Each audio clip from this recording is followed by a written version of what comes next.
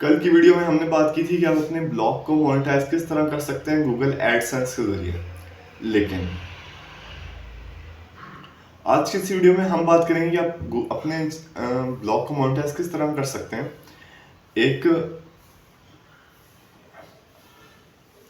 Affiliate marketing के through. सो चलिए शुरू करते हैं। सो एफिलिएट मार्केटिंग इस तरह होती है कि आप कोई भी आपके पास कोई प्रोडक्ट है, जिस तरह कोई डिजिटल प्रोडक्ट हो या कोई सा भी प्रोडक्ट हो, आप उसे मार्केट करते हैं। उसके बाद जिस तरह टॉप 10 लैपटॉप्स, आप उसकी जो है ब्लॉग लिखते हैं कि टॉप 10 लैपटॉप चाहिए। अगर आप प्रोग्रामिंग करते हैं तो फिर लोग जब आपकी वेबसाइट पे विजिट करते हैं तो जैसे उन्हें 10 में से कोई एक लैपटॉप पसंद आया और वो अगर आपके दिए गए लिंक से जो है वो बाय करेंगे तो उसकी जो है वो कमीशन आपको मिलेगा। अमेजोन का कमीशन जो है वो आपके अकाउंट में आएगा। सो इसे कहते हैं एफिलिएट मार्केटिंग ब्लॉग्स के अंदर। तो चलिए शुरू करते हैं। अगर आप एक न्यूबी ब्लॉगर हैं या फिर अगर आप एक न्यूबी ब्लॉगर हैं और अपना फर्स्ट डॉलर अर्न करने की कोशिश कर रहे हैं इस ब्लॉगिंग से, या फिर आप सीजनड हैं कि मतलब सीजनली अगर आप काम करते हैं और आप अपने ब्लॉगिंग रेवेन्यू को डाइवर्सिफाई करना चाहते हैं या अपनी इनकम स्ट्रीम्स को बढ़ाना चाहते हैं, या फिर पहले ही आप जो है गूगल एडसेंस के साथ काम कर रहे हैं लेकिन आप उसके अंदर अपनी एफिलिएट मार्केटिंग भी करना चाहते हैं, तो ये वीडियो आपके लिए। आप इस वीडियो में आपको फुल नॉलेज मिलेगा कि आप किस तरह अपनी एफिलिएट मार्केटिंग कर सकते हैं। शुरू करते हैं। एफिलिएट मार्केटिंग है एक पैसिव इनकम का पार्ट जहां आप कुछ प्रोडक्ट्स को प्रमोट करते हैं और उसका कमीशन आपको मिलता है। इसे एफिलिएट मार्केटिंग कहते हैं। और एफिलिएट मार्केटिंग को समझने के लिए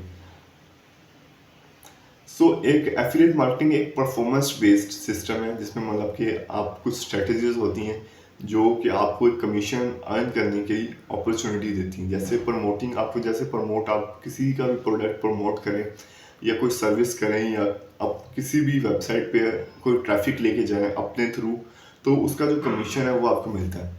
तो उसे एफिलिएट मार्केटिंग कहते हैं। और ये हमेशा विन विन सिनेरियो होता है जहाँ आप एक कमीशन अर्न करते हैं और जो मर्चेंट है जो जिसकी आप चीज़ बिकवा रहे हैं वो भी अपना एक जो है प्रॉफिट मार्जिन जो है वो प्रॉफिट लेता है, और जो कस्टमर है वो भी जो है अपनी प्रॉब्लम का जो सोल्यूशन हासिल करता है। जिस तरह मैंने आपको एग्जांपल दी कि टॉप 10 लैपटॉप्स फॉर प्रोग्रामिंग, अगर आप ये कंटेंट लिखते हैं तो एक तो जो यूज़र है वो आएगा, उससे पता चलेगा कि टॉप 10 लैपटॉप्स कौन से प्रोग्रामिंग के लिए। उसे समझेंगे। जो फर्स्ट में आपने बताया है नंबर 1 में वो उसे पसंद आ गया। ये उसके लिए भी मतलब सब स्टैट्स देख के 10 को कंपेयर करके उसके लिए भी आसान होगा कि भाई कौन सा वो खरीदे जो कि उसके लिए बेनिफिशियल हो कस्टमर के लिए, और आपके लिए भी बेनिफिशियल होगा कि जब कोई वो आपके लिंक से अगर खरीद रहा है तो आपको कमीशन मिलेगा। दो चीज़ें होगी। तीसरी चीज़ ये कि जो बेच रहा है, जहाँ आप उसे जिस लिंक से आप उसे लेके जाएंगे, जिस तरह अमेजोन में अगर आप उसे लेके जाते हैं तो वो अमेजोन सेलर के लिए भी विन विन सिचुएशन है कि आप उसकी चीज़ भी बिकवा रहे हैं।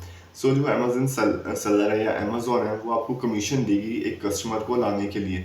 कस्टमर को भी ईजी होगा प्रोडक्ट्स को फाइंड करने के लिए। ये हमेशा एक विन विन सिचुएशन होती है एफिलिएट मार्केटिंग की। आपको उसके बाद आपको एक राइट एफिलिएट प्रोग्राम चूज करना चाहिए। एफिलिएट मार्केटिंग के अंदर जाने से पहले आपको पहले रिसर्च करनी चाहिए और आपको चूज करना चाहिए कि आपको कौन सा एफिलिएट प्रोग्राम जो है वो चूज करना चाहिए। आपकी ब्लॉग की नीश क्या है, आपकी ऑडियंस क्या है, उनके इंटरेस्ट क्या है, उनकी क्रेडिबिलिटी क्या है, ये सब चीज़ें जो आपको पहले ध्यान रखनी चाहिए एक एफिलिएट मार्केटिंग शुरू करने से पहले।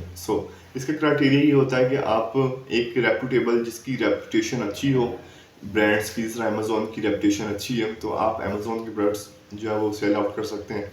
या अगर आप किसी और नीश के अंदर हैं, जिस तरह अगर आप डिजिटल प्रोडक्ट सेल करते हैं तो आपको किसी वीपीएन या किसी सॉफ्टवेयर उसे प्रमोट कर सकते हैं, उसका कमीशन हासिल कर सकते हैं, लेकिन वो रेपुटेबल मर्चेंट होना चाहिए, उसकी रेपुटेशन होनी चाहिए ताकि अगर आप कस्टमर को उसके बारे में बताएं तो कस्टमर पहले से भी उसके बारे में जानता हो और उससे आसानी हो उस पर ट्रस्ट करने के लिए, क्योंकि उसका मार्केट में नाम होना चाहिए जिसके लिए आप चीज़ें जो है वो सेल आउट करवाएंगे।